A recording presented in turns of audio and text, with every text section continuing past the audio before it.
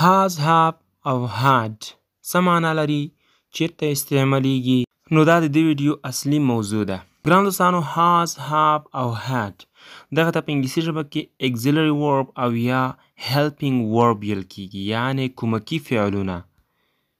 او موږ تاسو کولی شو چې دغه helping verb او یا auxiliary verb چې دي دغه په دوه ځایونو کې استعمال کړو، یو د ملکیت په ډول او بل په زمانو کې. نو لومړی راځو د ملکیت په اړه غږیږو چې موږ تاسو څنګه کولی شو چې has have او had د ملکیت په شکل او یا د ملکیت لپاره استعمال کړو او وایې کاروو. ګران دوستانو انشاءالله په ډیره لنډه او اسانه طریقه باندې به در باندې زده کوم، تاسو بېغمه اوسئ. نو د ملکیت لپاره موږ تاسو څه ډول کاروو؟ لکه مثال احمد یو ټلیفون لري. نو اوس موږ تاسو په انګلیسي ژبه کې څنګه وایو چې احمد یو ټلیفون لري، یعنی احمد د یو ټلیفون مالک دی. دوستانو په دغه جمله کې اوس ملکیت راغلی دی، یعنی احمد د یو ټلیفون مالک دی. نو دا موږ تاسو په انګلیسي ژبه کې څنګه وایو؟ په have has had کې موږ تاسو به وایو چې احمد has a phone. احمد has a phone. احمد یو ټلیفون لري. نو خوږو دوستانو تاسو که چېرته دلته ځیر شئ او فکر ورته وکړئ نو درته معلومه به شي چې has کومه وظیفه اجرا کړه. دلته has دلته د ملکیت وظیفه اجرا کړه، یعنی ټلیفون یې احمد ته ثابت کړ، ټلیفون یې په احمد پورې وتړ. احمد has a phone. احمد یو ټلیفون لري. او یا he has a phone. he has a phone. هغه یو ټلیفون لري. همدا قسم تاسو کولی شئ چې نوره جملې ورباندې جوړ کړئ. دا خو ګران دوستانو د has په اړه مثالونه وو. ګران دوستانو درنه هیر دې نه وي چې تفصیل وروسته ورباندې کوو، خو اوس دومره کوو چې یوازې فقط ستاسو لپاره مثالونه راوړو تر څو تاسو یو څه نه څه ښه ورباندې پوه شئ. نو دغه د has مثالونه اوس راځو د have مثالونه راوړو.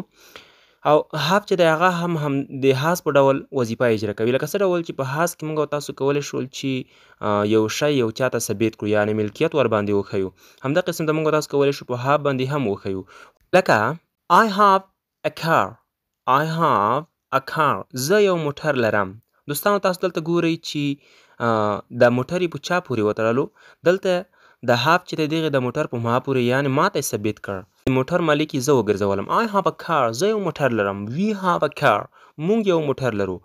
نو ګران دوستانو معلومه شوه چې have او has چې دي دغه ملکیت ثابتوي، خو داسې ملکیت چې په اوس وخت کې هغه ثابت وي، یعنی په اوس وخت کې د یو چا سره کوم شی ورسره دی نو هغه د هغې لپاره موږ تاسو have او has استعمالوو. لکه I have a car. زه اوس یو موټر لرم. او he has a car. دا یې اوس یو موټر لري، یعنی هغه یو نفر چې دی اوس یو موټر لري. او هر چې hard دی هغه په تیره زمانه کې د یو شي ملکیت ثابتوي یو چا ته، یعنی په تیر وخت کې یو چا کوم شی درلود نو د هغې لپاره موږ تاسو کولی شو چې hard استعمال کړو، خو اوس هغه شی نه لري. لکه زه وایم I had a pen. I had a pen. ما یو قلم درلود، یعنی زما سره یو قلم راسره و، یو قلم مې لرلو، خو په تیر وخت کې اوس راسره نشته دی. I had a pen. ما یو قلم لرلو. We had a car. مونږ یو موټر لرلو په تیر وخت کې، اوس نشته راسره. نو معلومه شوه چې have او has چې دي دغه د یو شي ملکیت ثابتوي، خو په پریزنټ حالت کې، یعنی په حال حالت کې، اوسني حالت کې. او hard چې دی دغه د یو شي ملکیت ثابتوي خو په تیر حالت کې، یعنی یو شی اوس نشته دی د یو چا سره او په تیر وخت کې ورسره و. نو خدای دې وکړي چې تاسو به تر دغه ځایه پورې پوه شوي وئ. نو اوس راځو دې خبرې ته چې په کوم وخت کې موږ تاسو has استعمالوو، په کوم وخت کې موږ تاسو باید have استعمال کړو، او په کوم وخت کې موږ تاسو باید hard استعمال کړو. لومړی راځو has ته. has ګران دوستانو هلته موږ تاسو استعمالوو یوه جمله کې سبجیکټ یعنی فاعل هغه he, she, it او سینګولر نیم وي. سینګولر نیم یعنی مفرد نوم وي. he, she, it او مفرد نوم چې کله په یوه جمله کې راغلی وي، یعنی دا فاعلین راغلی وي، نو په هغه ځای کې موږ تاسو has استعمالوو. لکه he has a car. she has a car. it has a car. او احمد has a car.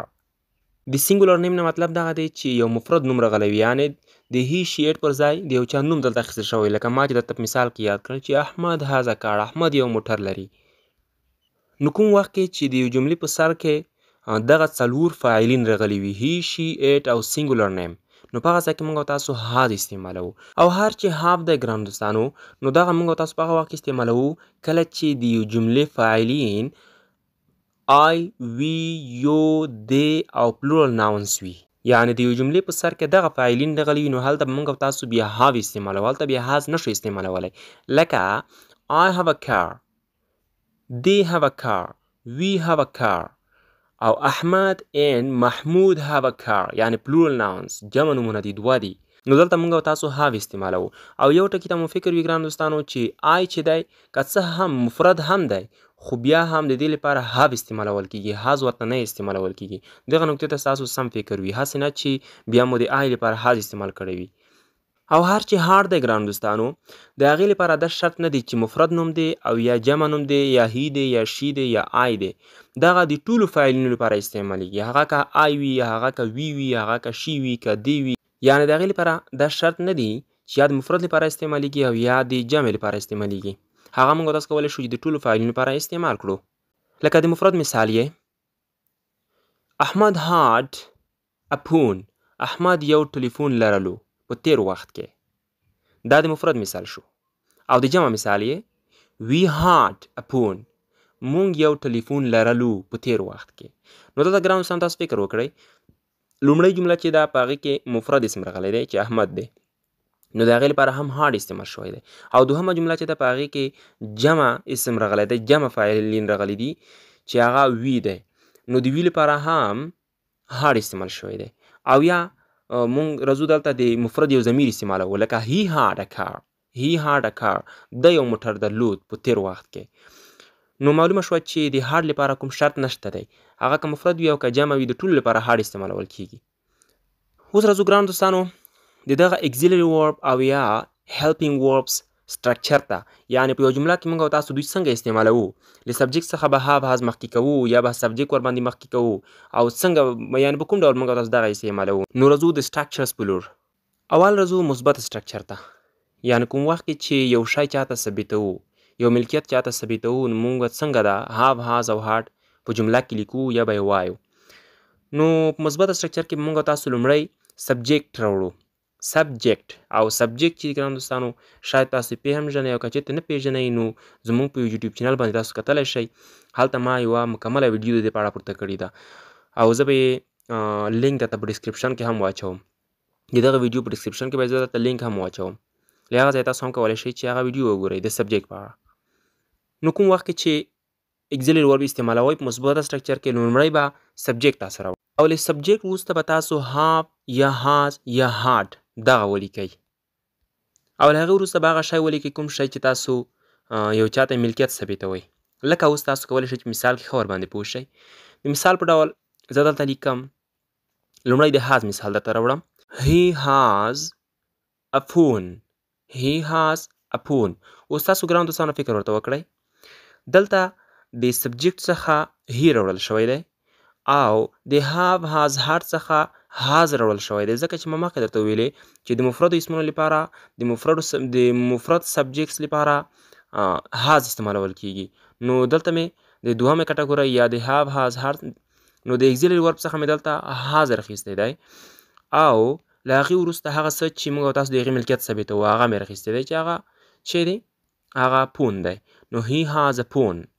دوهم د have مثال we have a phone، we have a phone. دلته ګران دوستان تاسو وګورئ چې سبجیکټ we او له هغې وروسته have د auxiliary verb د جملې څخه او له هغې وروسته a phone کمپلیمنټ، یعنې هغه څه چې تاسو هغې ملکیت ثابتوئ د هغه ته کمپلیمنټ ویل کیږي. او دریم راځم د had مثال I had a phone، I had a phone، ما یو ټلیفون لرلو په تیر وخت کې. ګران دوستان دلته تاسو فکر ورته وکړئ، لومړی مې سبجیکټ راوړی دی چې I دی او له هغې وروسته مې دلته د auxiliary verbs له جملې څخه had راوړی دی او له هغې وروسته دلته په کمپلیمنټ کې phone راوړل شوی دی. نو دغه وه مثبته سټرکچر. نو ګران دوستانو ویډیو خو ښه راڅخه اوږده شوه، غوښتل مې چې ټولې سټرکچرې دلته پکې خلاصې کړم، مثبته، منفي، سوالیه او نیګیټیو انټراګیټیو یعنې منفي سوالیه. دا چې ویډیو راڅخه بیخي اوږدېږي نو په همدې خاطر له هغه نورو سټرکچرو څخه تېرېږو او یو څو نورې مهمې خبرې هم په هغه کې کېدي، هغه به انشاءالله بیا په بله ویډیو کې راوړم. د نن درس په همدغه ځای باندې بس دی. تاسو هم کوشش وکړئ چې سم په غور سره زده کړئ. د نورو دا ډول ویډیوګانو لپاره زموږ د یو ډي ټیچر یوټیوب چینل در سره سبسکرایب کړئ تر څو زموږ د هر درس څخه تاسو برخمن شئ. او د بلې ویډیو تاسو په تمه اوسئ. تر بیا د الله په امان.